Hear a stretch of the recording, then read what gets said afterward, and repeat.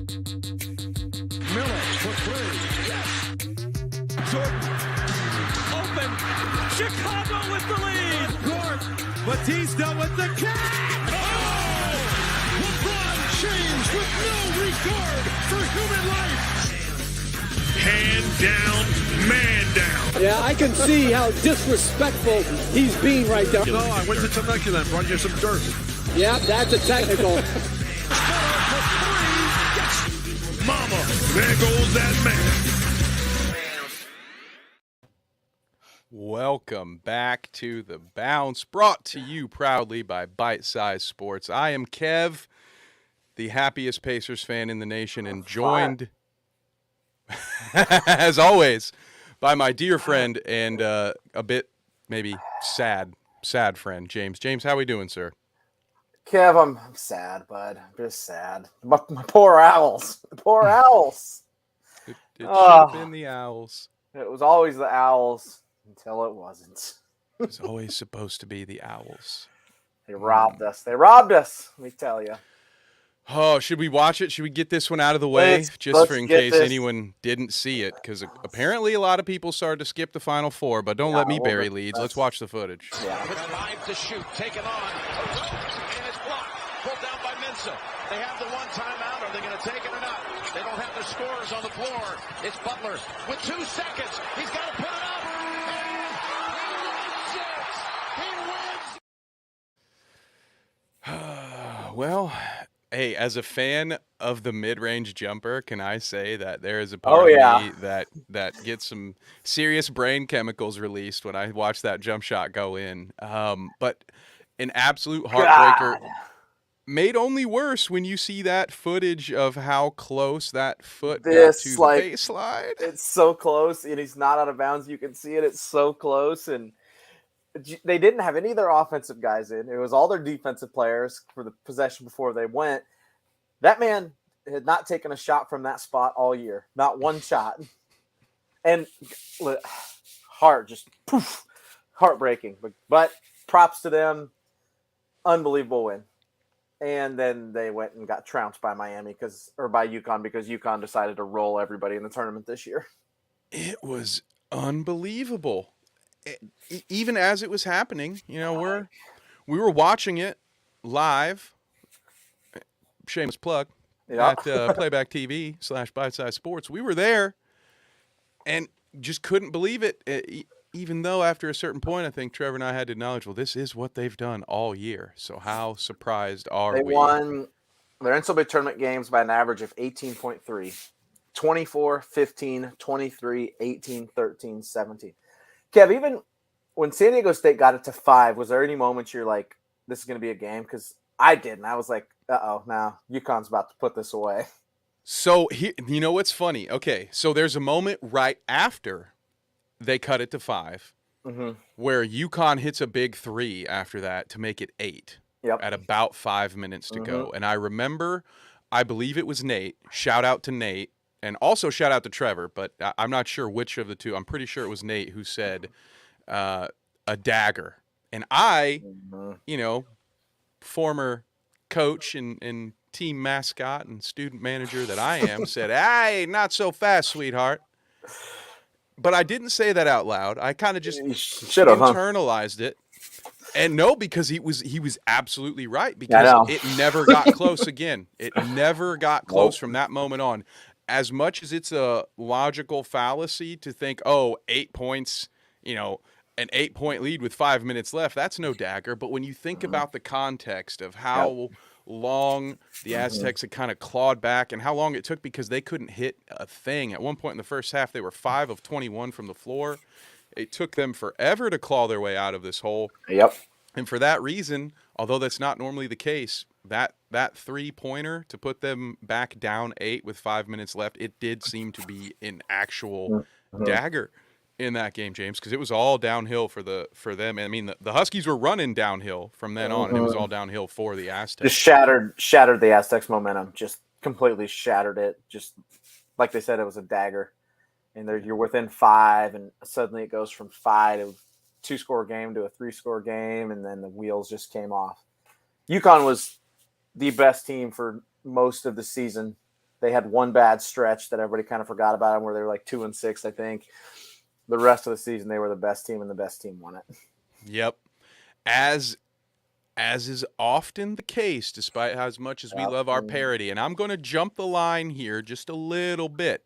We have our top stories in the NBA coming here soon, but this top story relates exactly to what we're talking about. So, James, you see here the lowest viewed NCAA men's final on record. Yeah. Now, when I shared this with you, or when Nate shared this with us, shout out to Nate, and also pitch to our Discord, I will get a link added. Go follow us on Twitter right now, though, and you can join the conversation and send us links that might end up on the show if you just join our Discord and find the Bounce channel and start chatting away in the main chat. But this was sent to us from Discord, the lowest rated Final Four, and when I mentioned this to you, James, I lamented it because I said, Cowherd was right, and I hate it. And that's nothing against the man. I have no issues with Cowherd.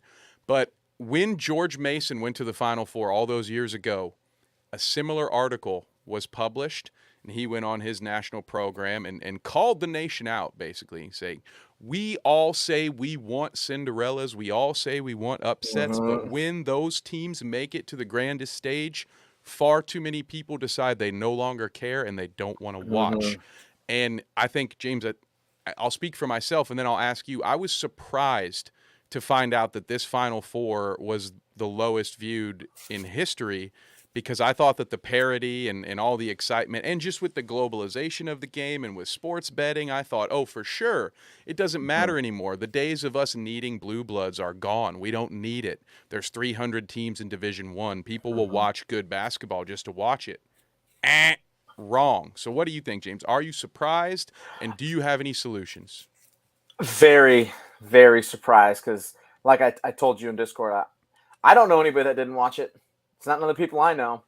I think it's got to be the casual fans of the Blue Bloods, right? The people that's the only team they care about. They'll go to a couple games. Like, it's weird. I don't understand it. Like, I that's what I want. I wanted that kind of carnage. I want I don't want no 1 seeds, 2 seeds, 3 seeds. I want complete carnage. I want teams like that. That first game was possibly the best game of the tournament. That game was unbelievable. The comeback win for San Diego State. Yep. And I know you say no blue bloods, but you want to get in that argument about, is UConn a blue blood because they've got the most national titles since 1999? I think they're the bluest of bloods now. Yeah, I mean, I've heard people make that argument.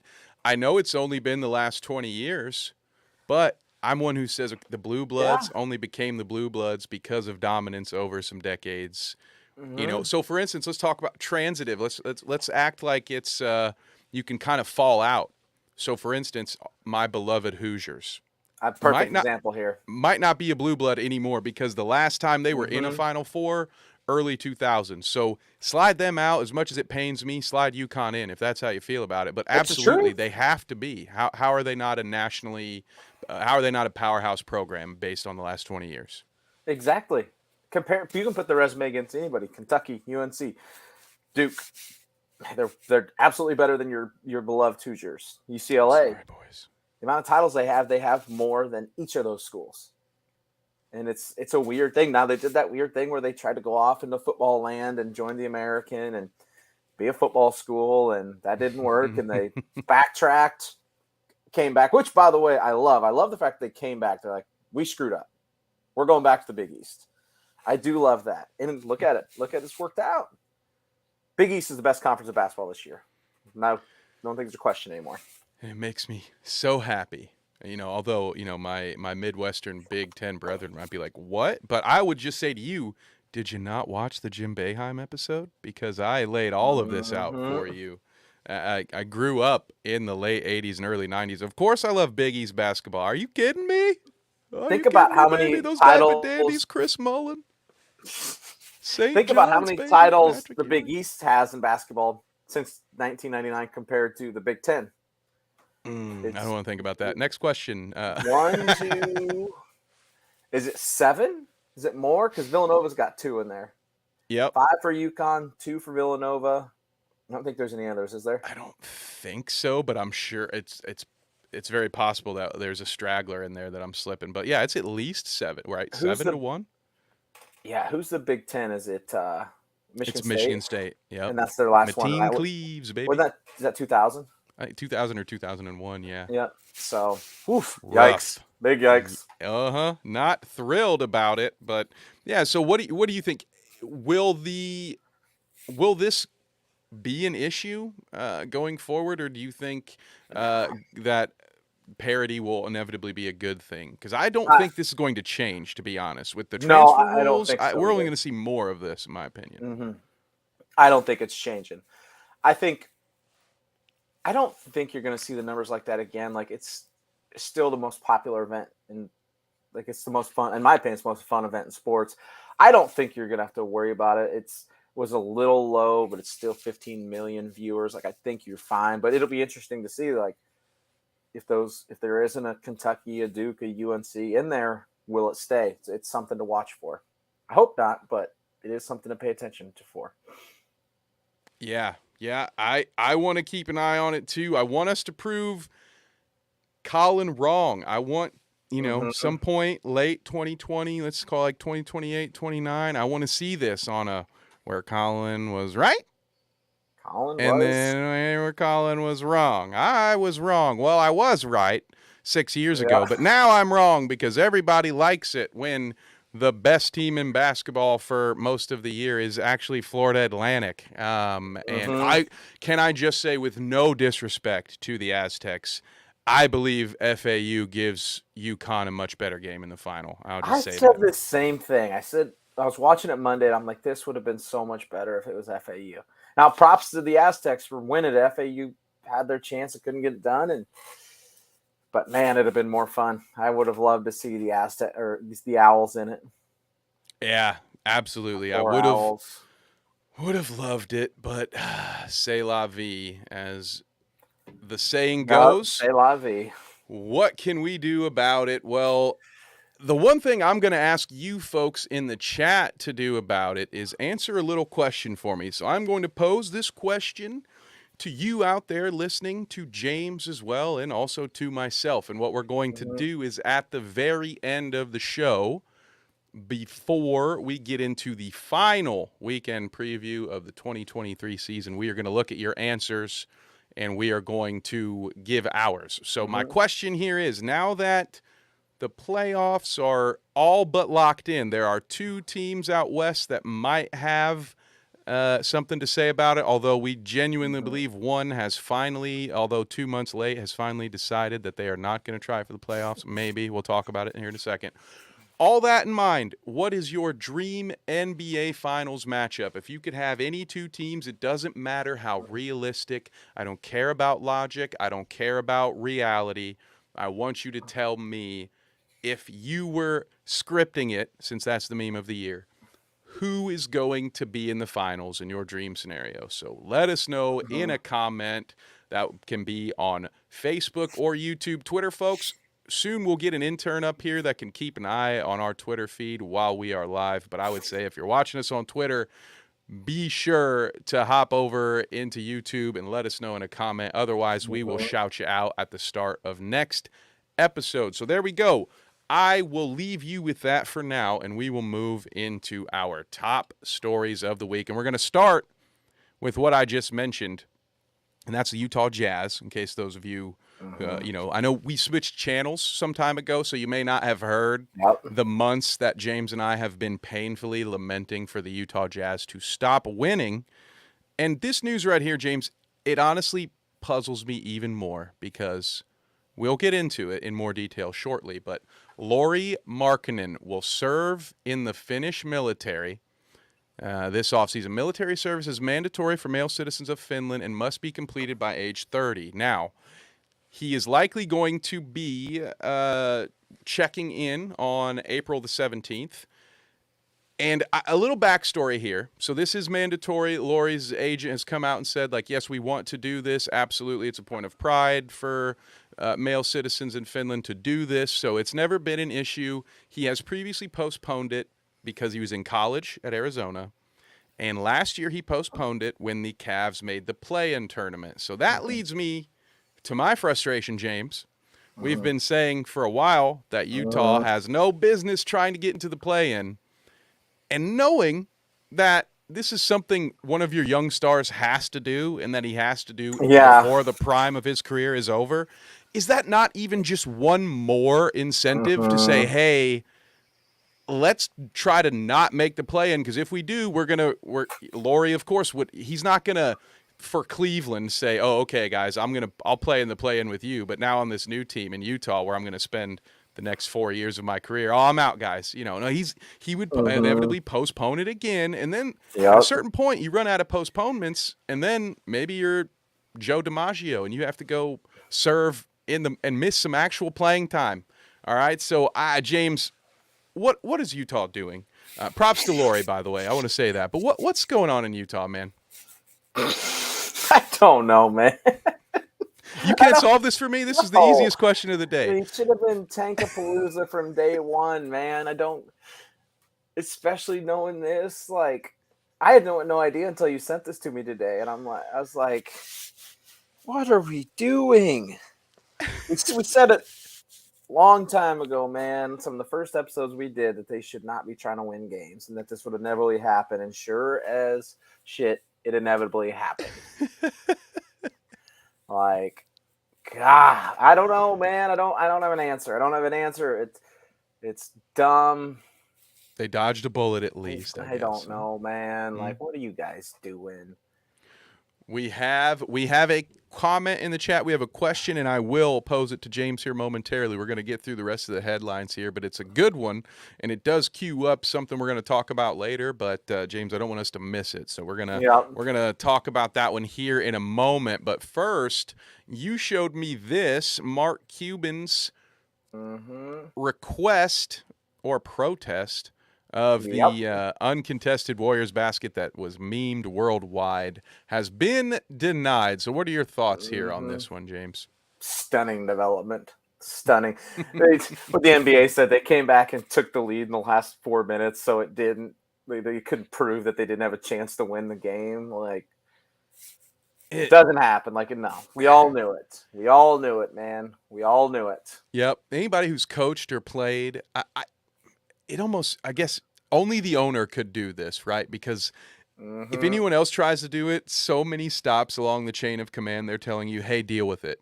What does every player that gets interviewed after games or every coach tell his or her locker room? Don't leave it up to the refs. Don't leave it up to that one play. No coach worth their salt will ever let their team truly believe that it all came down to that one play and the refs failed us. And if it hadn't been for that, we'd have won, because they know that there's 20 to 50 other little moments throughout the course of a game that could have changed. There's always somewhere. You control the things you can control. You don't throw a fit about things not going your way. Yep. And this is just, it's incredible. This, being a fan of a team in another league, what's that? See that helmet behind me? That has an owner that likes to get involved in things. I can sympathize with, it's one of the few times in the year I will be able to at least empathize with Jason Kidd, because, he has been in my crosshairs, so to speak. Yep.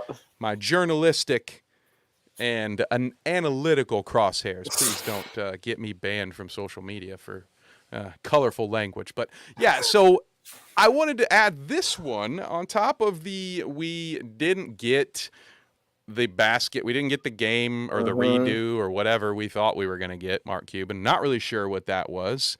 Kind of in lieu of, I don't know, maybe just lacking accountability, or I don't know. Call it what you will, but Mark Cuban said the Mavericks didn't get a shot at re-signing Jalen Brunson. And James, from what I hear, this is all the fault of Jalen Brunson's father. Do you have any thoughts on this one? The first comment in here is, where it went south was when Rick took over, when the parent took over, or the parent or parents took over. I think they were. Listen, this one's tough because I actually agree a little bit that, like, some parents are crazy and stuff. Or uncles.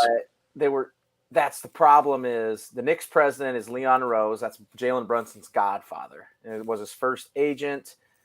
Rick Brunson's his dad. That's his client. It's his That was Rose's first player client. He was hired by the Knicks in free agency. It's the third time he worked for Thibodeau. Like, it's almost like Oklahoma State when they hired Cade Cunningham's brother so they could get Cade Cunningham to come to Oklahoma State. I see it in college a lot. I've never seen it in the NBA. And I don't really disagree with him. There was never a moment anybody thought he was staying. And that is fair. And that comes up with the question is the accountability thing that you talked about. Like, sure, it looks like we're pointing a lot of fingers here. That is sort of my takeaway. Now, look, all these things could be true, right? Sometimes things just aren't breaking your way. But what I have been taught, what I'm assuming you were probably taught, James, what you may have taught young men who would go on to go do things in the world was that things don't always go your way, and you focus on what you can control, and you take accountability for the places where you made missteps. You don't say, well, he did this to me. You say, well, if I had done this, maybe I could have avoided a situation in where he could have done that to me. Or sometimes you just look at it and say, wow, this guy was so connected to this franchise, we were just never going to keep him. You know, it is what it is. And maybe don't spend time throwing darts at someone's dad, because you never know when paths are going to cross once again. I'm a big believer in not burning bridges. So going out, do not burn bridges, and saying things like, well, we couldn't talk to him once the parents got involved. Well, chances are those parents are going to be involved again the next time around. And who knows? For all we know, Jalen Brunson's only going to get better and only going to command more attention and be a bigger player. And the relationship he has in New York could break down. What if Tibbs gets fired? And everything that brought Jalen Brunson there is no longer there. So instead of being, hey, remember all the good times we had? Remember how well you were treated here in Dallas? Now your last memory is going to be of a petulant owner saying it wasn't fair. Thank you. It wasn't fair. You should have heard the second one I decided not to say. It's not fair because his dad is friends with other people, and my billions of dollars couldn't fix this one for me. I don't know. Not setting a great tone, in my opinion. I agree. This is what happens when the owner becomes the leader of the organization. I think these waters get a little murky. So the next, talk about murky waters. This one is all in some good fun, folks. So Patrick Beverley has made himself a household name one way or another. Some might say through this very means, through his podcast. These guys had a lot to say. Lakers, I'm a spoon. The Lakers made me a fork, this and that. One of the things he also talked about was how he does not engage in any sort of romantic activity before games, and so that might have been done to draw some attention, and it certainly did draw attention. And the artist, formerly and still currently known as Cameron, said, "You're averaging a single. Go ahead and fool around before the game." So we're not gonna sit here. I mean, take as many shots at Pat Bev as you want when it's your turn, James. Yeah. That was not my intention here. My whole thing, I live in a world where on the weekends I try to spot grifters and these people who are trying to scam people, and I've seen the fake martial artists of the world. This really seems like some mumbo jumbo that some dude with a secret Patreon link tries to sell to folks, like he's going to turn them into an alpha male. And the one thing you can never do is, release any energy before a game. Am I wrong? Is this stupid? Is this a stupid concept to be like, I'm not going to release this energy before a game? I think it's dumb. But it's I can't believe it's a conversation. Like, do you, Pat Bev? Do you keep that single going? I've always said I don't understand the Pat Bev. Like, he's on all these talk shows. He's all over the place, and he's a single guy. Like, he's not. I don't know. He's not LeBron. Remember his Chris Paul comments from last summer, and it's just like, who are you? No, the one that I remember is just Russ Westbrook saying Pat Bev has y'all fooled. That's the one that always comes to mind. Every time stuff like this happens, I'm like, yeah, this is that dude who spends a lot of his time telling you how great he is at being an on-ball defender. And if if he weren't constantly telling you, nobody else in the league would be telling you that. So, it's all right. I don't hate the hustle. This man is keeping himself on rosters one way or another. Oh, and yeah, it he looks is. like Give him credit, man. he'll be playing in the playoffs too, which is insane. Now, we have plenty of playoff talk in line for all of you. But first, we have the vaunted Wemby watch. Yes. James, now I'm going to let you take control because this is your segment. You brought this to the table. You just let me know when you want the graphic pulled up, sir. I am going to sit in my producer chair. So I got to pull this up correctly. This was brought to us by our good friends. I think it was Tankathon. Is that where I found that? That is correct. Yep, I got it saved on the file. Yeah, I want to give them credit. So I wanted to do a deep dive into the odds and who is where. So, Kev, let's go ahead and pull it up. And it's pretty set at the top. Detroit, Houston, San Antonio are going to finish with the 3 worst records in the league, getting a 14% chance at the 1 seed. The Charlotte Hornets won too many games, Kev. They won too many and took themselves out of it. They won about 6 too many. Never thought I'd hear you say that. The Trailblazers climbed in there. The Pacers have climbed up there. Good for them. Good for them. We love it. Wizards, Orlando Magic are still kind of floating. They're 1 game. They won a few too many down the stretch here. They have the best record of the bottom 10 in the last 10 games. So, whoops. Oops. So I've got a hypothetical here, okay? And I'm going to limit this to the teams with 10% chances. So Detroit, Houston, San Antonio, Charlotte, Portland. Of those 5 teams, which team would you most like to see Wemby on? I'm just going to read some of the young players from each team, okay? Just kind of give you some. I'm going to give you some background here on these teams so you can choose wisely, okay? Pistons with the worst record in the league. They have Cade Cunningham, who missed most of the season this year, but he will be fine. He'll come back next year. Jaden Ivey, James Wiseman, Jalen Duran, and then I even include Bojan Bogdanovic because they refused to trade him, so it's kind of interesting they do have him. Rockets, also young core, Jalen Green, Kevin Porter Jr., Alperen Sengun. Is it Sengun? Yeah, I think. Sengun. I'm not sure. You're not going to come to me. It took me 3 years to pronounce Antetokounmpo properly. Right. Or no, to spell it properly. I can't spell it. I can pronounce it, thank goodness. And then last year's first-round pick, Jabari Smith. Spurs, not as good as everyone else. Keldon Johnson, Devin Vassell, Jeremy Sochan.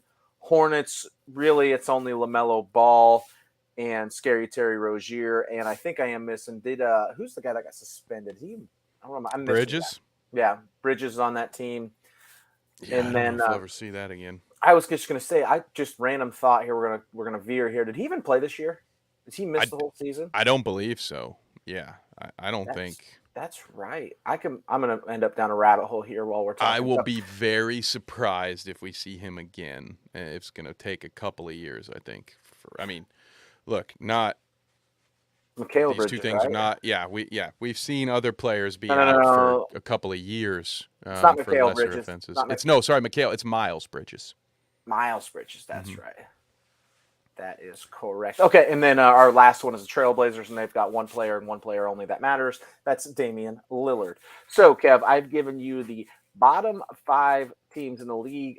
They're with a 10% chance, and some of their young players. Who would you like to see Victor Wembanyama play for? Well, listen.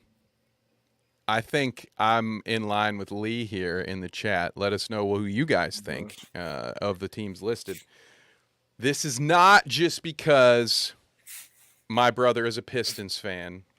I genuinely think I've been making this joke since this last draft that the 2027 Pistons Thunder Finals is going to be off the charts, man. It's going to be some of the 2 super teams by the time all these young studs get, because we have Chet over there in Oklahoma, and that, you know what would make that even better? Chet versus Wemby in the finals. Oh my goodness! But no, when I on a purely want to see it, think it would be must-watch TV perspective, for me, it's Detroit, because Ivy, Cunningham, Wembanyama, and then, as you said, Bogdanovich. There are some other good young players on that Pistons team that got a lot of run this year because nobody else, like they've had a lot of, not only are they a bad team, but they've had injuries. So they've had guys playing that have stepped up. Like, so they have a pretty, like, slightly deep, what is it, Wiseman that came over from the Warriors he's says it feels averaging like it's his rookie year again. 12 points a game. So you're going with the Pistons. Is that what I'm hearing here? I'm going with the Pistons, and John is ready to see my fantasy NBA finals of the future. That would be fun. Cunningham, Jaden Ivey out there, Wemby. Can you play Wemby and Wiseman together because of the way Wemby moves and dribbles and shoots? Could you play Wiseman at the 5? That's a good question. Wemby at I'd the like 4? to think that you can theoretically. I think we'd have to see it because, full disclosure, theoretically, I thought Gobert and Karl Anthony Towns would work. Yes. So maybe take that with a pound of salt from me. But Wemby's theoretically, it should so work, much right? different. I think it's so much because he can move so much better. He can dribble, shoot.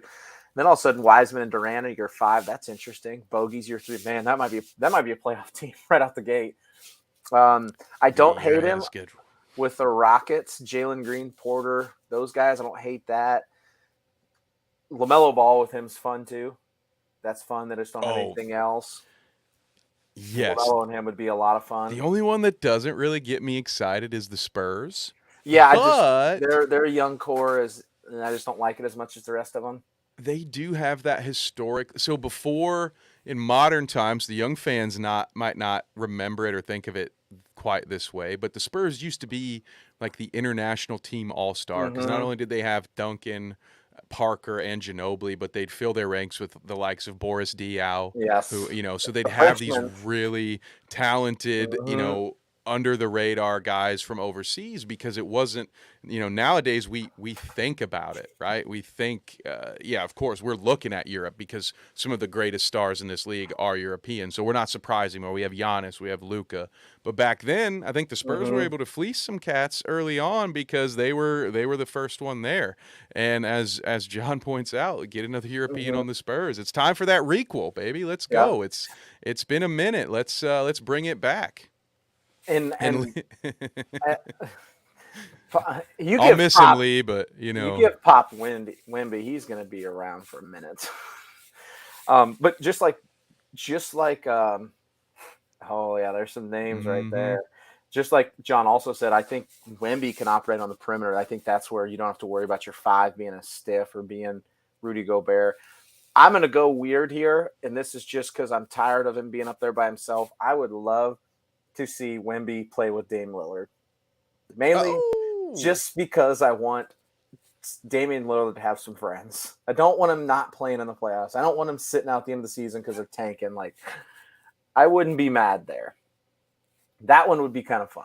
Well, how could I root against it? How could I root against Dame Lillard finally being rewarded for all of his years of suffering, just putting up with it in Portland? But so let me pull the numbers back up then. Help me out here because I want to understand the legitimacy, like how possible is this? Let me pull the Wemby Watch banner out. Oh no, Portland's right there. So talk me through this. How realistic is your situation here? So how you understand this is it took me a second because I got a little goofy. So left, obviously, is team. Right is the pick. So it's first pick, second pick, third pick. So it's the odds they will get each pick. So they changed it a few years ago so that the top pick didn't get like 25% anymore. Now the top 3 all get the same. So the worst 3 teams in the league each get a 14% chance at the top pick. Charlotte gets a 12.5, and then Portland's right there with the 10.5. The second one is the percentage, how likely they are to get the second pick, third, then it's third, fourth, fifth. Like Detroit can't get anything worse than fifth because they're the worst team in the league. Second worst, Houston, sixth. Does that make sense there? Yep, absolutely. So doesn't make sense at home. Watch the archive footage. Major game going on right now for lottery purposes. So right now the Portland Trailblazers are 33-46.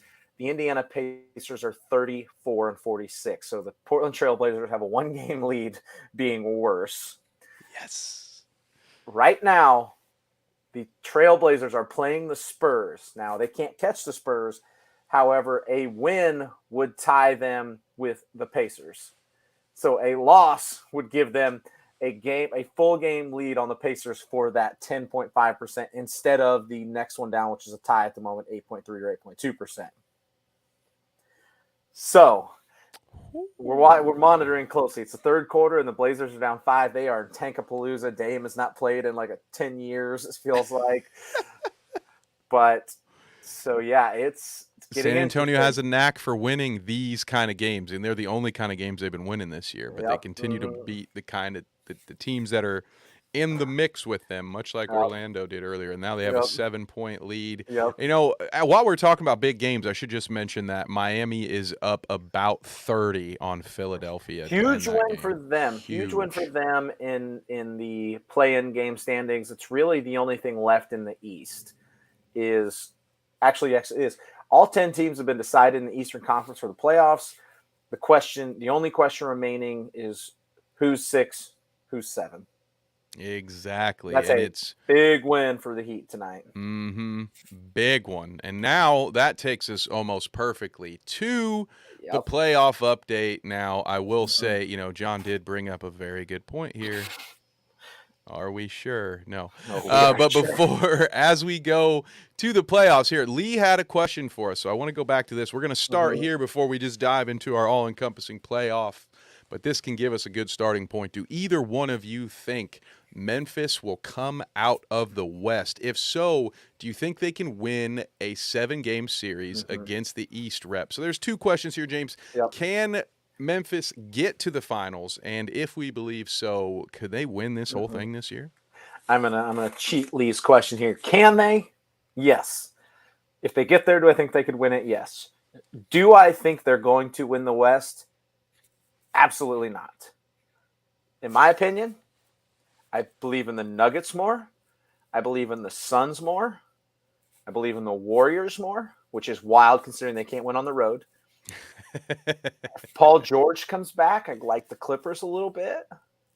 And maybe, like even the Kings, maybe. I might have just given you 5 teams that I prefer above them. Light the beam. Oh, light the beam. I will agree with you here, James. Sorry, Grizz fans. We cheated the question, but I don't think it's going to happen. Now, let me say this. I'm not going to repeat any. James just took all the good points. I took all 5 for why they shouldn't. Lakers, Pelicans, Timberwolves, and Thunder. That's you can have. Give me the Pelicans. I'm all back in. I never doubted them for a second. I can't believe I let you guys talk me down from Brandon Ingram's greatness for even 2 days.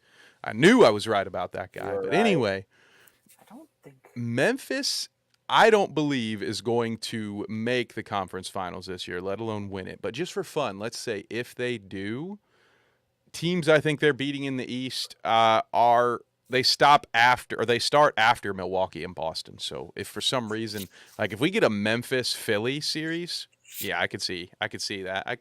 So yes, I think there are plenty of teams in the East that Memphis can win, but unfortunately, like we said way, way back when, I do not agree with Ja's assessment that he is good in the West.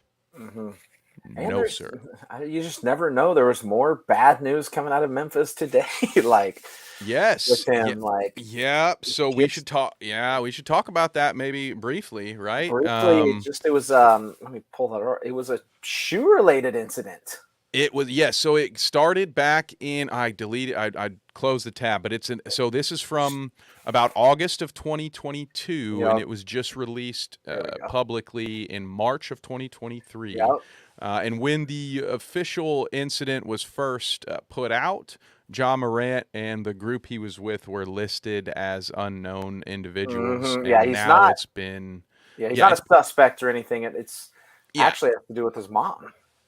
Yeah, it actually had something to do with his mom, and then what he did have some actions afterwards. According to, and now we have to point out that these are allegations, and they are coming directly from the employee at the mall. So I won't add any of my own context to that, I suggest you go read the article. I believe it was by Outkick, James. You shared it with me. Is that correct? Yep, it was on Outkick today. Yep. Yeah, so check it out on Outkick. But essentially, the story goes that Ja Morant's mother was very upset with bad service at a shoe store in the mall, and she kept saying, "I'm going to get my son over here." According to the employee, Ja showed up with about 8 or 9 associates and began asking around for the employee. Apparently, the employee is a short man with dreads. Ja was running around allegedly asking where the short guy with dreads was. And he, according to the employee, walked into areas that were restricted. And once he saw the employee, he said, "I'll be waiting for you when you get off work." So the employee felt very threatened. But, you know, I don't want to question anything or anybody. I just say, you know, we don't have all the facts yet. So these are all just allegations. Correct, yes. It is the modern day. Ja Morant has had a lot of bad stories out about him. So now would be the time when anybody who has an idea might come out of the woodwork to lay some claims. So we'll have to let that one play out. But the point of the story stands, I think, James, with that. He's had some issues that have been detrimental to the team as a whole. You know, of course, one of the brightest future stars in the NBA. I think everyone is rooting for him to get it figured out. But that's just one more factor for why I would say I just don't think this is going to be their year to make a deep run. I agree. So we have Aiden. You just don't know. You just don't know. You just don't know when it could come out. You don't know. Like what could come out next. Exactly. And you know what else we don't know about? The Minnesota Timberwolves. So John can't even get this one out. He says, "All right, guys, if the Wolves get hot, do you? Screw it, never mind." So we're here. They're one of the few teams that really their fate is yet to be decided. 12.5 games out of first. They're 1 game behind New Orleans. So they're sitting at 9 right now. What do you think for the Wolves? Are they going to make it out of the play-in? If so, do they make a run? Let's go. I don't think they're going to make it out. They're 2 games back behind the Clippers and Golden State for that play-in spot. I don't think so. What do they got? Is it 2 or 4 games left? Is it 82 game season or 84? I just lost my mind. 82. No, they're not getting out. They're play-in bound. No way, Jose. But I think they are. I mean, they are definitely going to be playoff bound. It looks like they haven't officially clinched, but they are 2 games up on the Thunder and Mavericks. And John is right. The West used to be wild. Yeah. Oh, yeah. Such a dominant conference for such a long time. So their final 2 games are. Oh yeah, they are at San Antonio Saturday. There's your playoff clinching win. Swish. And then they play the Pelicans on Sunday. Ooh, big game. Interesting. Big game for man, that's a big game because it'll be the 7-8 matchup. Most likely who wins that game will be the 8. That's must watch. Whoa. For Hoops fans. Yeah, that's actually really fun.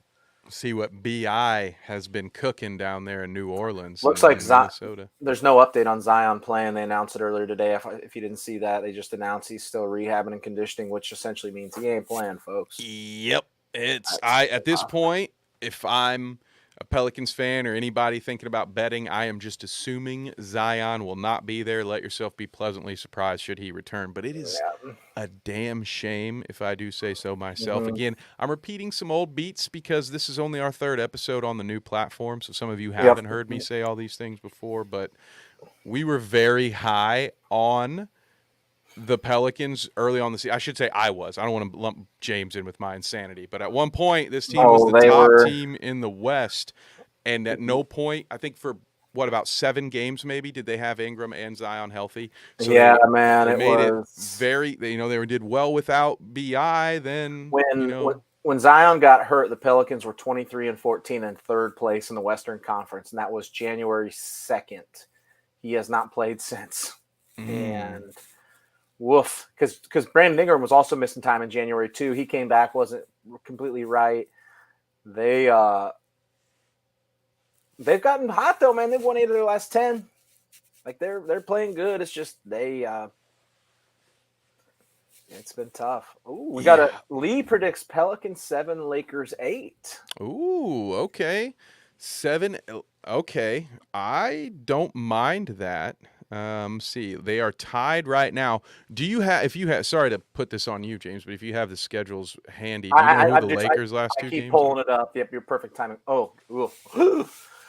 That doesn't sound good. Friday night they got the Phoenix Suns. That one's not great. Oops.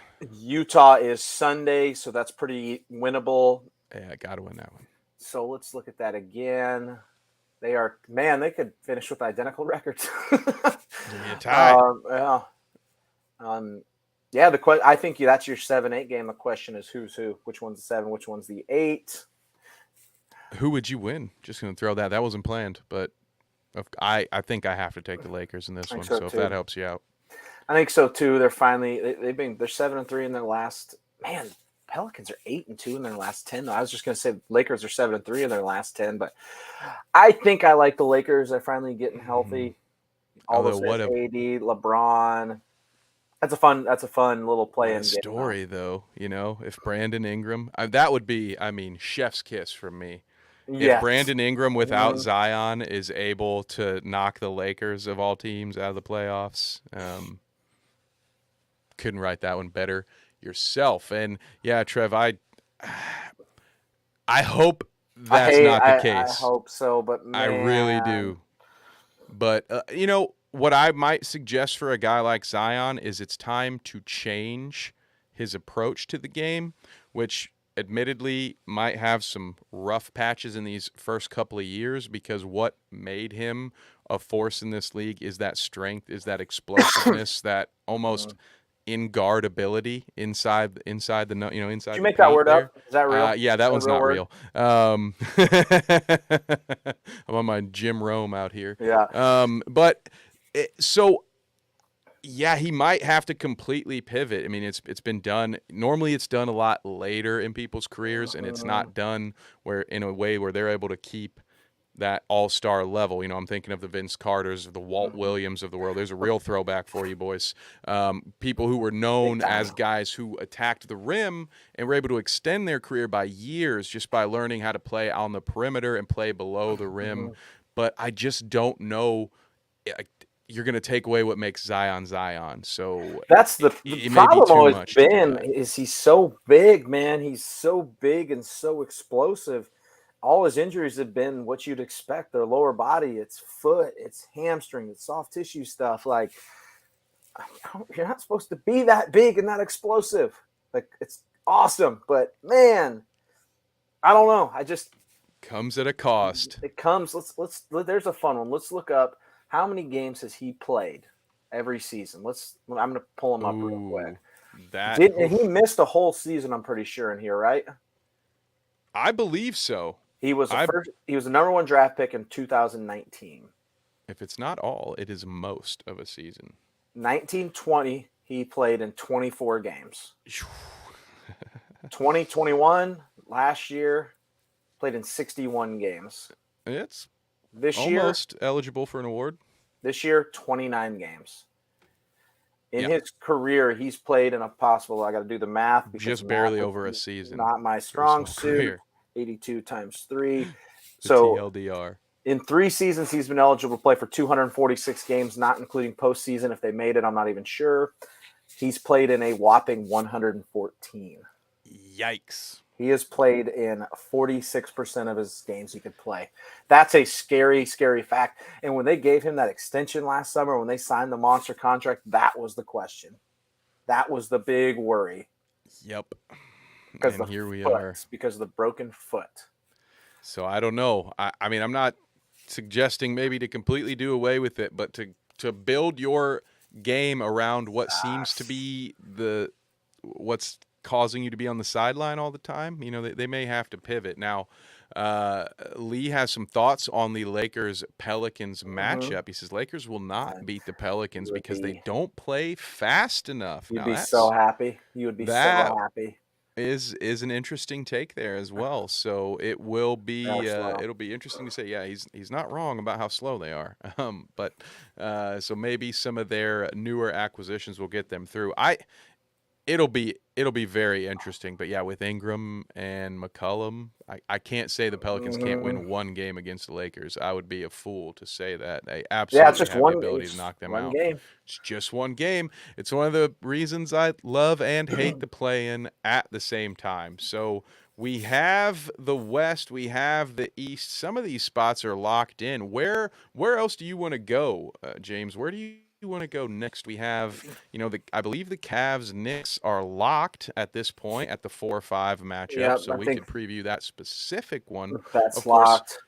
now will be a time while you pick one, while you look that over, for me to mention to all of you that next Thursday we will be live at this very same time going over our full-on playoff preview. So we'll give you a little taste now, but don't hold us to any of this. I want to see James getting clipped out, and after the Knicks sweep the Cavs, and you're like, hey, listen here, man. No. It's not pencils down until next Thursday, but we would love to hear your predictions, any thoughts you have, any matchups you want us to take a look at. Now would be the time to get in the comments and let us know while we are taking a look. But, James, I hand the microphone back to you, sir. I would like to talk about the Milwaukee Bucks for a little bit as they Anything but that.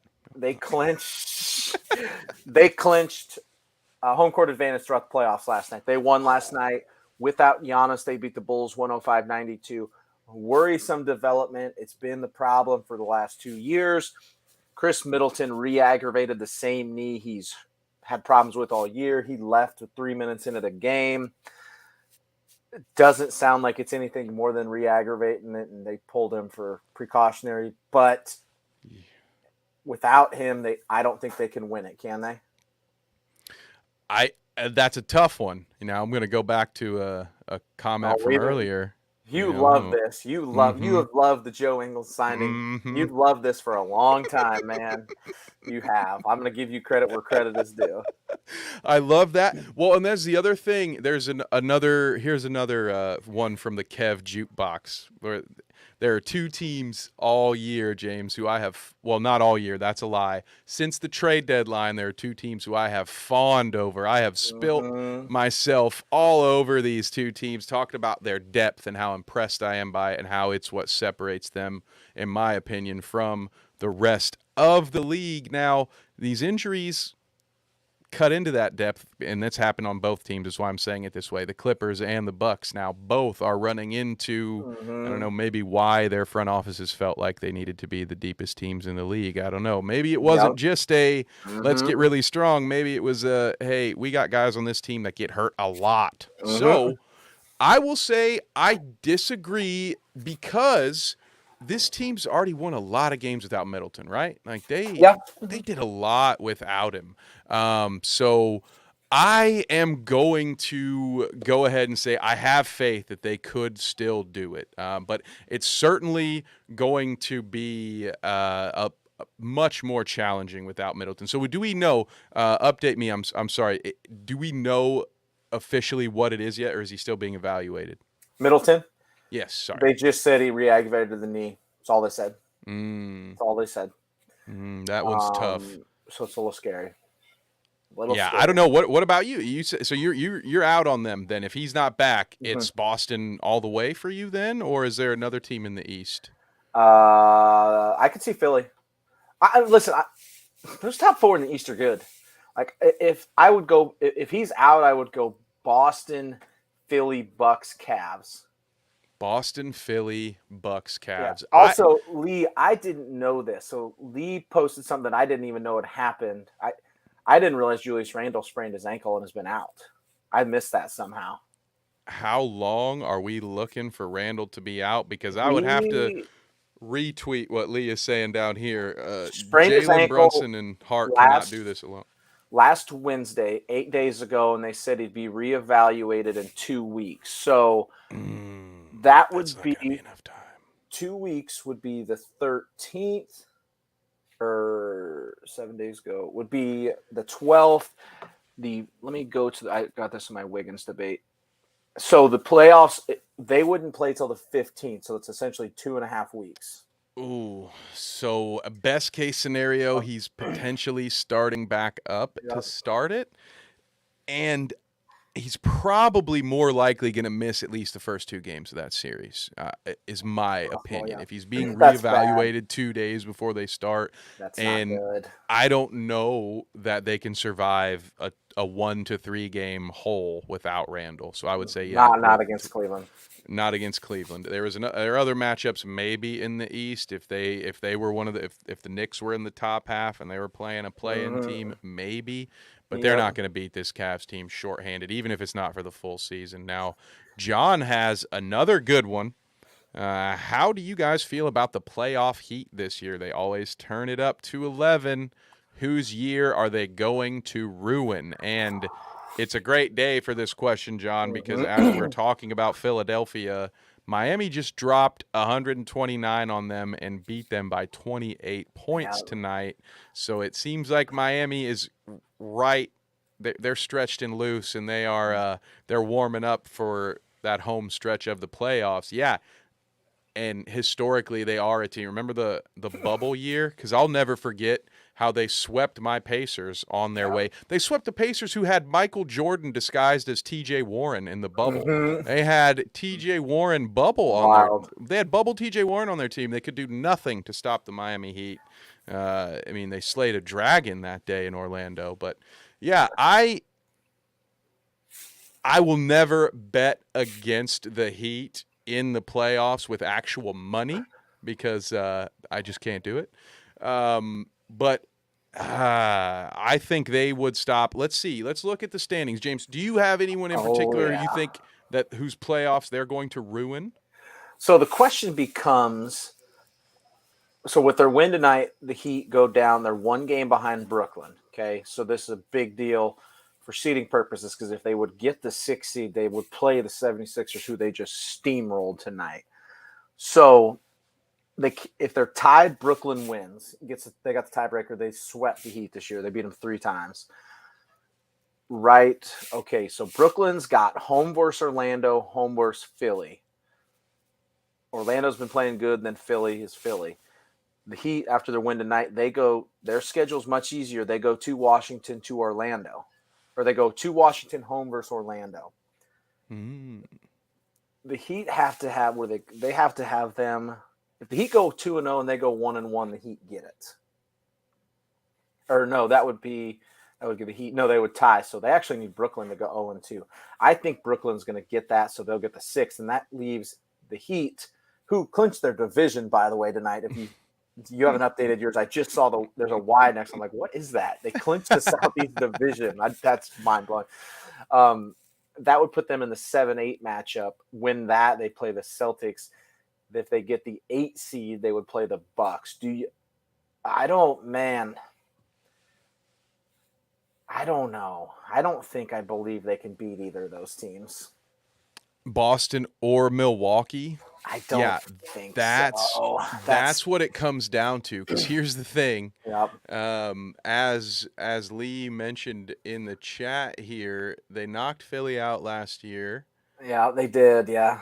I believe in that matchup. Now, I hope our dear friend Justin, who watches over on Facebook, shout out to you, brother, if you are watching, but he's not only an Aztec fan, James, but he's a Philly fan, so he's not going to like what he's about to hear from me, but I think Philly is the only team Miami could match up with in the first round that I'm saying, okay, honestly, I kind of like Miami in that one. I'm with you. Even without Middleton, I don't see Milwaukee or Boston falling to Miami. As much as I may look like a fool, I'm not really willing to commit to that. I would agree with that. I also want to touch on something. So Michael Allen just commented, and he posted a tweet today that got me thinking. He got to see Giannis and the Bucks recently. He's talking about how happy he was. And all I could think about was how I got to see him this year. And the only team I thought was the best team in the league that day was the Charlotte Hornets because they beat the brakes off them. That's when Scary Terry had like 30. Just lit the Bucks up, made me sick. I know, because you were expecting the opposite. That was a tough day. I didn't get a tough day in the studio, gang. Yeah, it was very. You got a blowout. I got the blowout. Michael brings something up that we were talking about. He said, all I know about the playoffs this year is that Game 7s will be in, I can't pronounce that, Fiserv?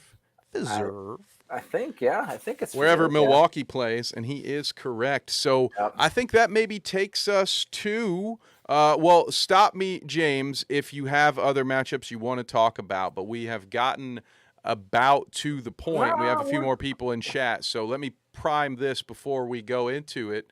Fiserv apparently is what it's called.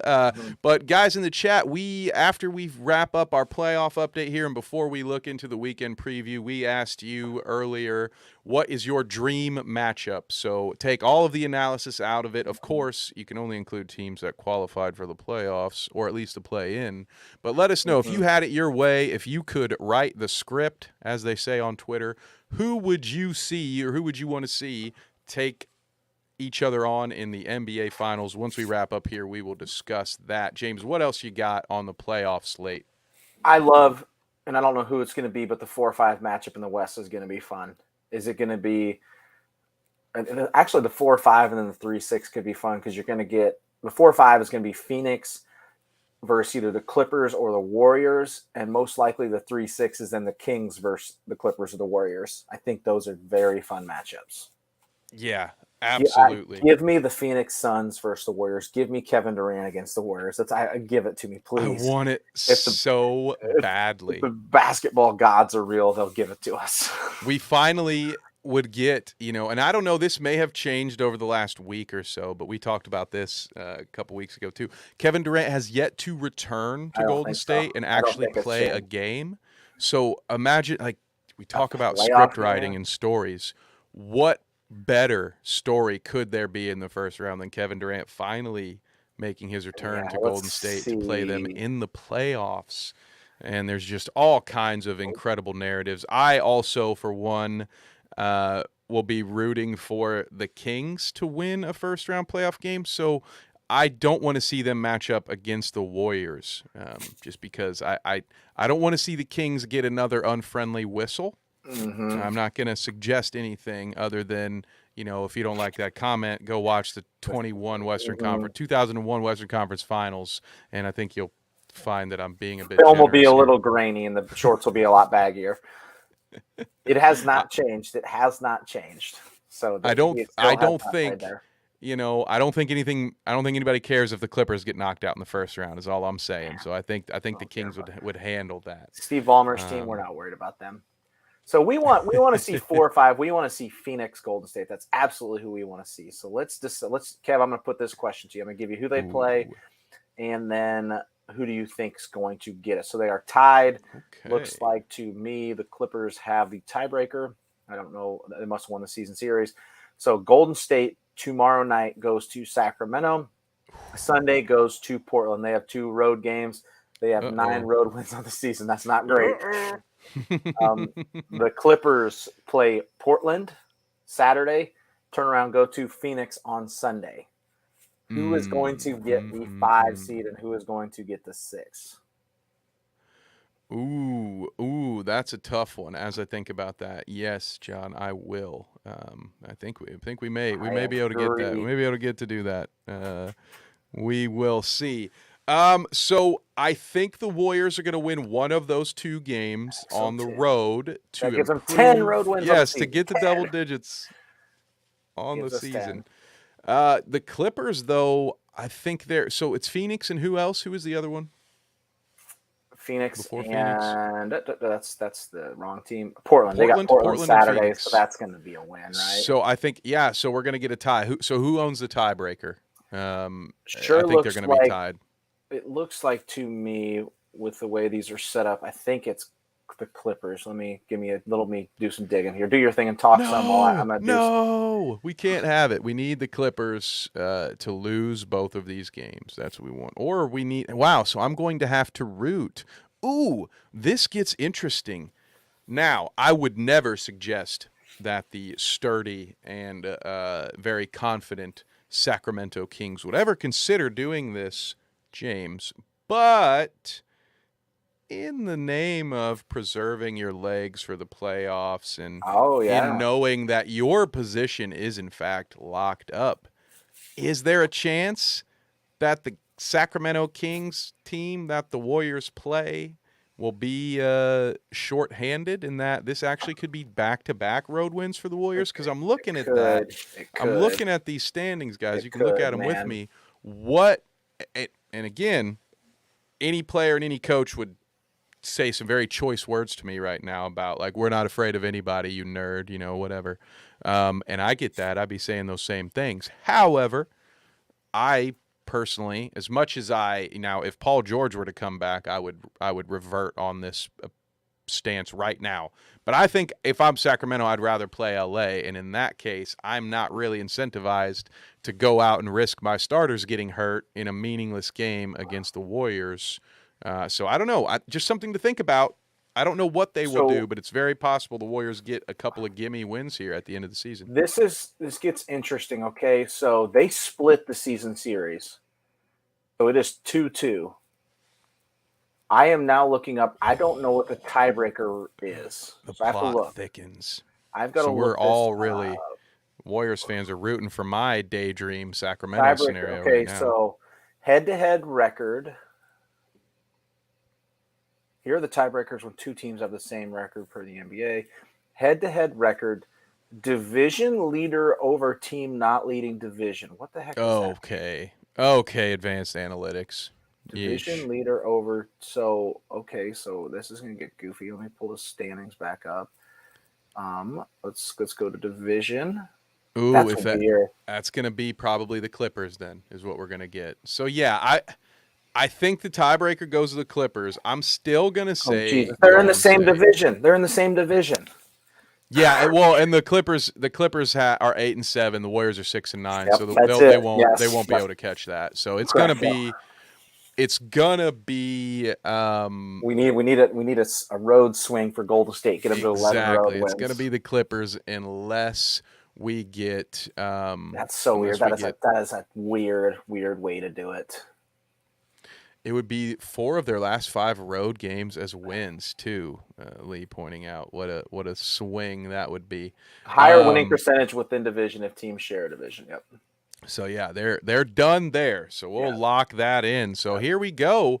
It is now about that time to answer our question of the day. Mm-hmm. The dream situation for the NBA Finals. So we'll say this segment right here is brought to you by us and our friends over at Playback TV.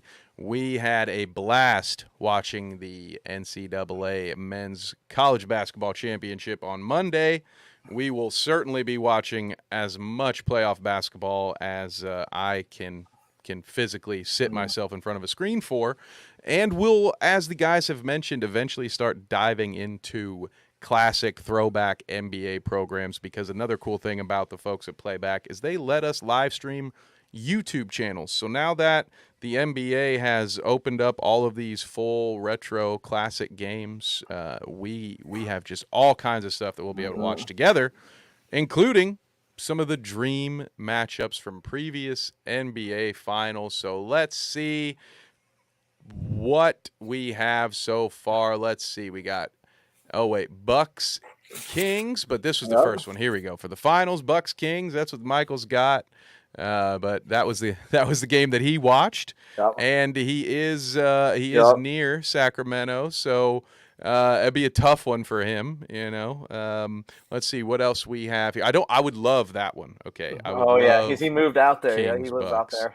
Would love that one. Now Lee mentions another one that might just we talked about the Final Four having record lows. Wow. Kings Cavs.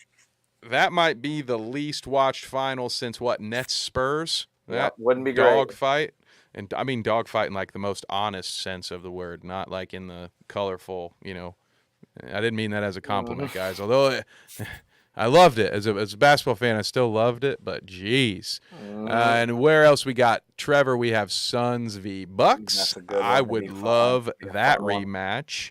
And I like what John has here as well. We're getting closer. 76ers and the We're getting Nuggets. closer. We're getting closer.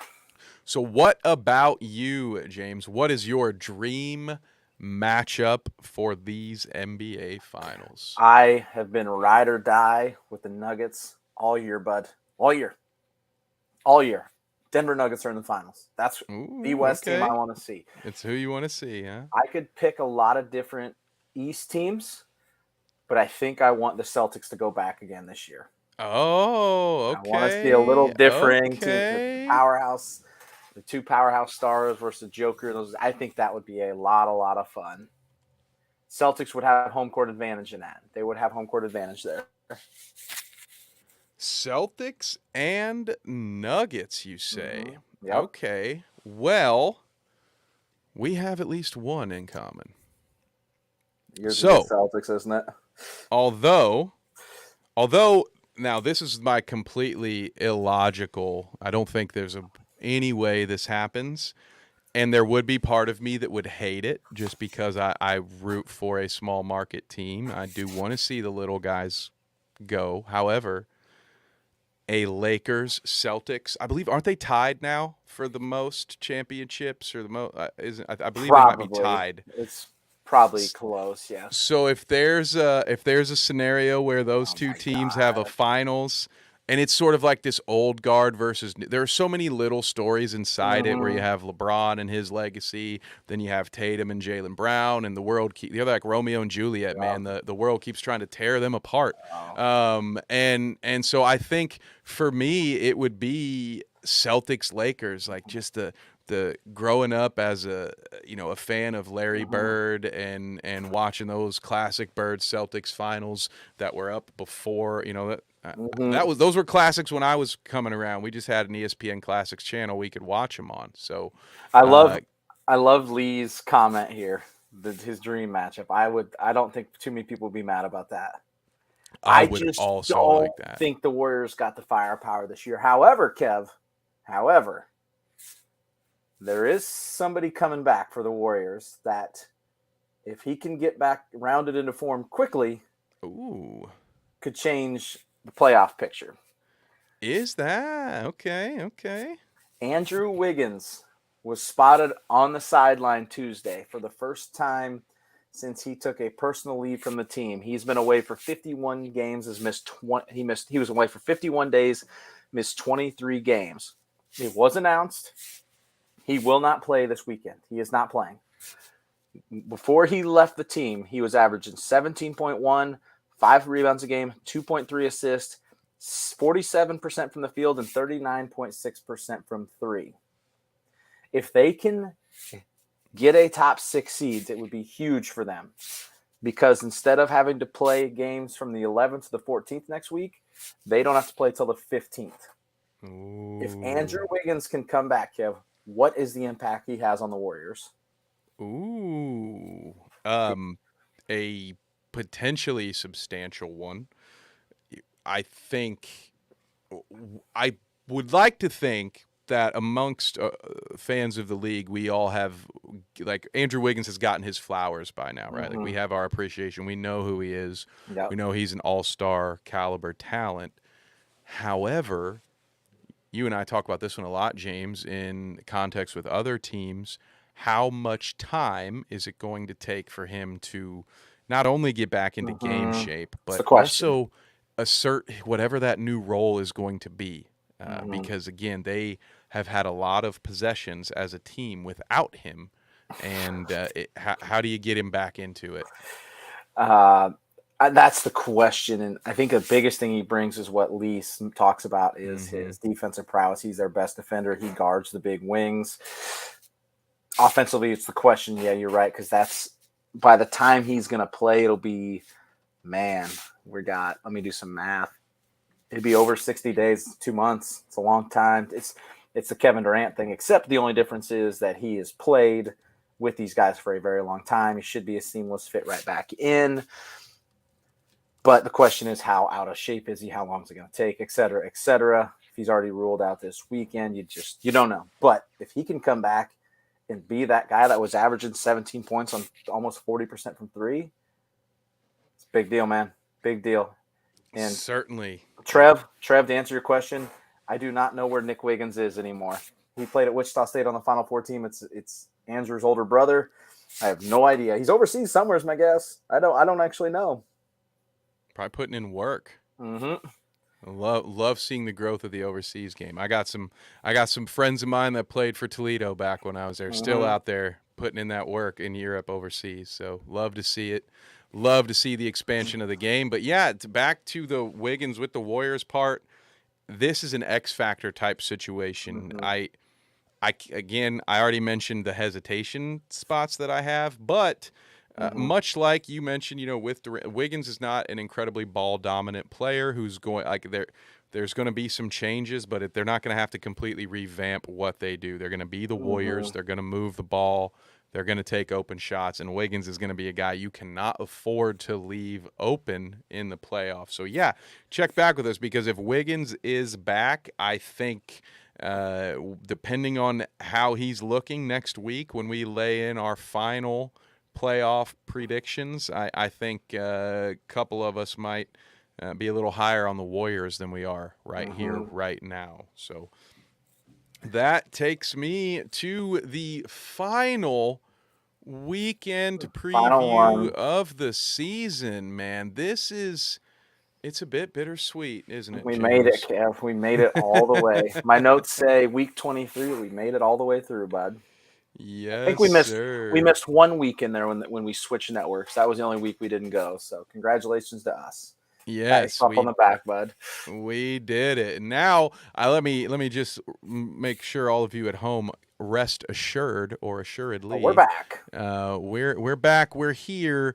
We're gonna be doing previews for whatever games happen to be on Saturday or Sunday or Friday for the playoffs. However, we'll get to be much more in depth. If anything, it's going to, instead of being the last 10 minutes of the show, it's going to turn into probably an even bigger segment, because we'll get to really, really start to have some fun here in the playoffs. Because I don't know about you, James, but this is where I thrive. This is where I want to be, looking at the tape, looking at the X's and O's, and being able to just have a focal point. It's much more challenging to cover this league as a whole than it is to cover one particular team, than it is to cover one matchup. So the playoffs are when you are really going to start to value us more as viewers. I truly believe it. This is where James and I earn our pay as former administrators and coaches and referees. All right, we might know a thing or two about the round ball that goes up in that little peach basket. So here we go. Let's start with Friday. James, who are you looking at on the Friday night slate? Let's go down to let's get to Friday. All my notes. Right. There we go. Detroit Pistons versus the Pacers is, of course, going to be on everybody's watch list. The question being, and I just looked because there's a huge matchup going on right now, potentially huge, the Nuggets-Suns, but the Nuggets have literally sat everybody. The Nuggets are playing nobody. So the biggest worry is who's playing. So this gets tricky. The Memphis-Milwaukee game at 8 would be a blast if everybody's playing. Don't know if they are. New York, New Orleans would be fun too. New Orleans is playing people they're fighting, so they'll play people. New York's pretty set. Golden State, Sacramento at 10 is awesome. Yep. Talked about how big that one is. Big game for Golden State. Again, you brought it up too, though. Is Sacramento going to sit? Very well could. And then Phoenix Lakers is huge too. But again, will Phoenix play everybody? The Lakers will. You don't know. Do we have any lottery odds games? Let's take a look. Detroit, Indiana's big. We do. Big ones. Detroit to win there. Houston, Charlotte. I do have some bad news, Kev. I am pretty sure the Trailblazers ended up losing tonight. It really got close. But let's see here. It is still going. The Spurs are up 4. They're up 3 with 5.7 left in the game. So getting close. They are trying. They tried, but it looks like you're not going to get up one spot. Not yet. It's still a weekend ahead of you to get into the top 5 there. So yeah, we'll see. Hopefully, this will be one of the few times I will be rooting along with my brother for the Pistons. Go ahead, boys, take it down. beat the Pacers at home on Friday. Although I will say, I'm going to take this moment just to say I'm liking that 10 to 10:30 slate so much that I just might spend a little time watching those games live with you folks on Playback TV/Bite Size Sports. It will be somewhat dependent on who, if any starters are actually playing, to be fair.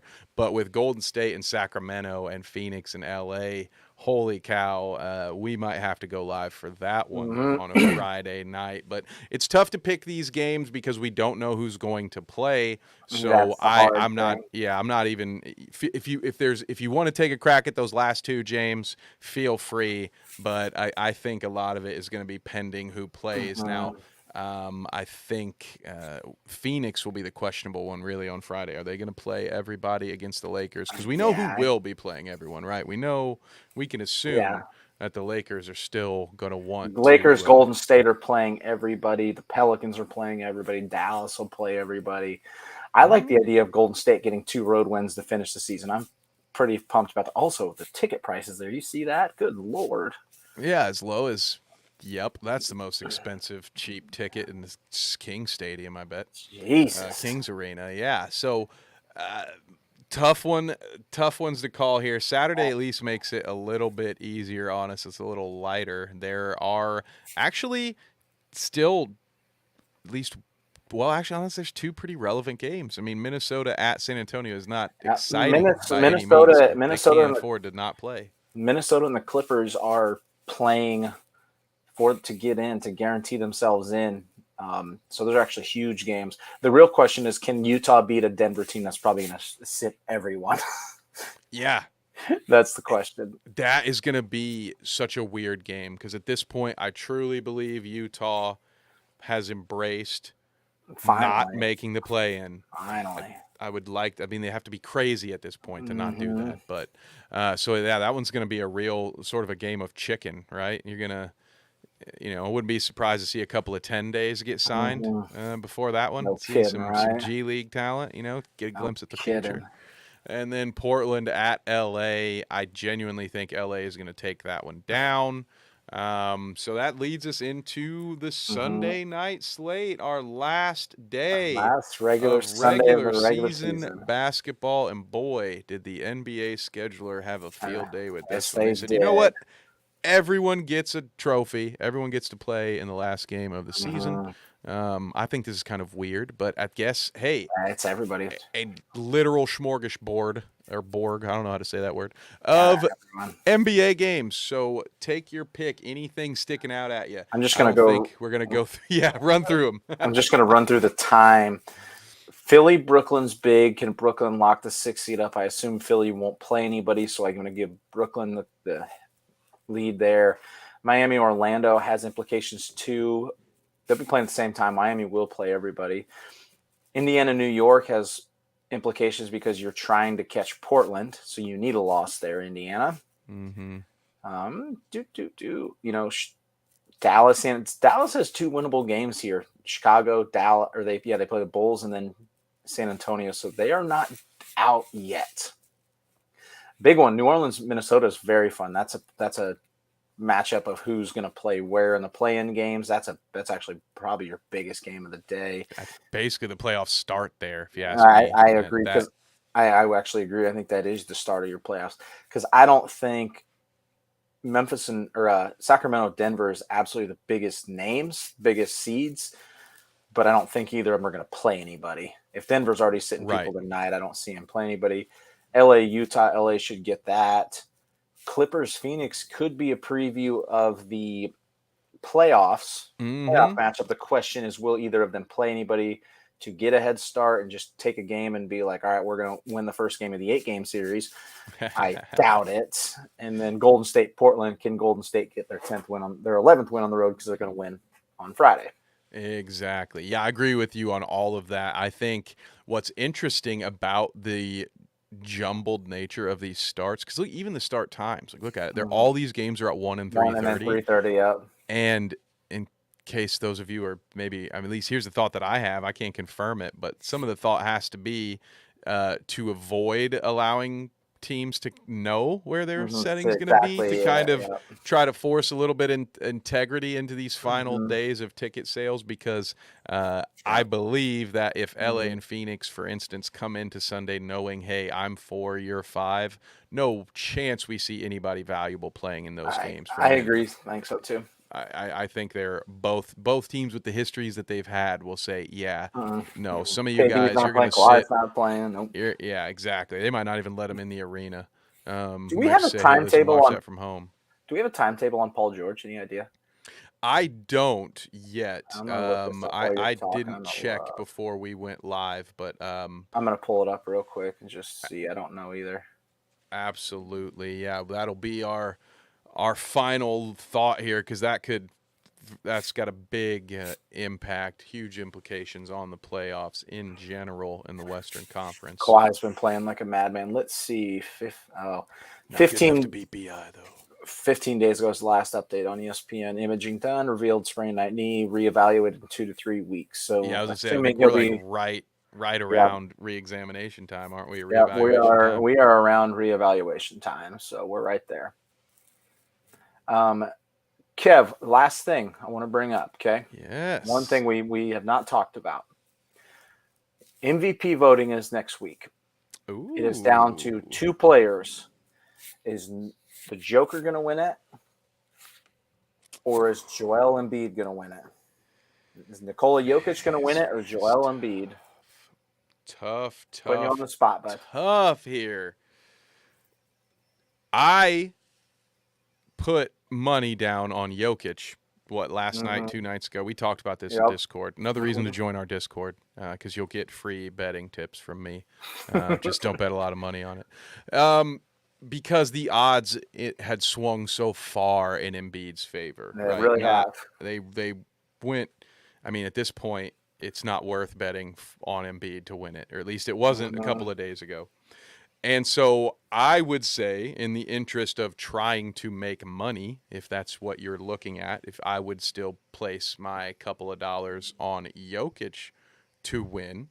We've got Lee here. He's picking Embiid. Yep. I think I don't like some of the stuff I'm about to say. I'm just going to acknowledge that these are factors. I don't believe they should be factors. I think it's ridiculous that we have to have this conversation. Yep. But I think that, not to take anything away from anybody, but even if Jokic, I'm about to say Joker, yeah, I got that whole thing mixed up. Even if Nikola Jokic, I think that's what I about said Jokic. Anyway, easy for me to say, pal. Despite the fact, even if Jokic were the better player, we have to deal with voter fatigue. And I think right now, I don't think it's near. I think there was a time earlier in the year we all said it is Nikola. He's hands down the best player. So the fact that Embiid has this momentum leads me to believe it's going to be him for a multitude of reasons. And I don't disagree with him being the MVP. I just really hate that one reason. I hate voter fatigue. I think it is stupid. I cannot stand living in a society that doesn't appreciate greatness. And I'm not saying that about our society in general. I'm talking about the NBA voter society. Why is it that it's not okay for someone to just be the greatest player in the league 3 years in a row? LeBron James should have more MVPs than he has. Yep. And not saying that it's the case, but if Jokic were head and shoulders above the rest, I don't see why we should bother having any conversations that are involved with voter fatigue. So now that I'm off my soapbox, James, do you agree with me, or who do you think? Who's your front runner? Maybe it's Tatum. Throw a couple bucks on Tatum. His odds are enormous. I hate it, man, but you're right. I think it's going to be Embiid, and I mean, he's absolutely deserving, but I think the Joker should win it. The problem being is voter fatigue's real, and they're not going to let him win 3 in a row. Like, there was a time this season when he was the runaway guy, but in a society of what have you done for me now, Embiid just had 52 points, 13 rebounds, 6 assists, and a 103-101 win over Boston on Tuesday. I think it was Tuesday. And I think it's going to be Embiid. I don't like it. I think the Joker has earned it, but voter fatigue is real, and yeah, that's just how it's going to be probably. Yeah, I think it. Yeah, lock it in. I think it's going to be Embiid. So There you have it, folks. It has been a great show. I've had a whole lot of fun doing it, at Good least. time, buddy. I've enjoyed it. Thank you for being here with me, as always. And thank all of you that tuned in. We had a lot of active people in the chat. It's getting better every week. We really appreciate you guys. It makes the show more fun to do. I love answering your questions, interacting with you. Then we have some more stuff to talk about on Discord. Again, I'm just going to throw this on the screen while we do our outros here. So outside of watching live games, hopefully watching live playoff games with me on Playback TV, James, where else can the folks find you on the internet? What else would you like to pitch? Schmeitz06 pretty much everywhere. Twitter, Instagram, all over the place. Bite Size Sports. Catch us here every Thursday night, 9 p.m. Eastern Time. Kev, did you know we are scheduled to gap the play-in games next week? I did not know this, so this is a fun scheduling fact for us. Game 1, the first games, play-in games are Tuesday. Second ones are Wednesday. So 7-8 games are Tuesday. 9-10 games are Wednesday. And then the loser round is Friday.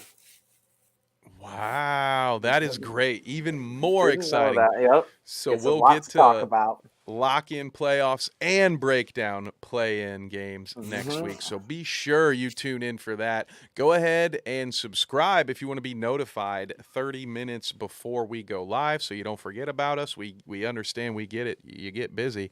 Go ahead and also follow us on Twitter, Instagram, TikTok, if that's your thing as well, at Bite Size Sports everywhere. Now on Twitter, there's a little underscore between bite and size, but we're working on that. One day we'll be able to afford to buy that Twitter account too. But in the meantime, go ahead and follow me on Twitter as well at @KevNevick_, and be sure to hit that notification bell. Give us a like, a thumbs up, a share, any of that you could do. You have no idea how much it means to us and how much it helps us grow as a channel, because we all bow to the almighty algorithm. So until next time, we thank you so much for choosing to spend your time with us, and be sure to check out all the other live shows on Bite Size Sports. I can't let you go without reminding you of Tuesday night Necessary Roughness with a lot of the folks you saw in our chat today. You got John there, you got Michael there. Wednesday, Another Damn Fantasy podcast with our friends Trevor and Dan. Check that out. They had their first live stream on our network on Wednesday. It was a blast. And again, if you're subscribed, you'll get to see some of the clips. Trevor whipped up a fire clip, if I do say so myself. So again, pitches are over. I appreciate you and your patience with me. Thank you all so much. We are blessed to be here to do this with you, and we will see you next time.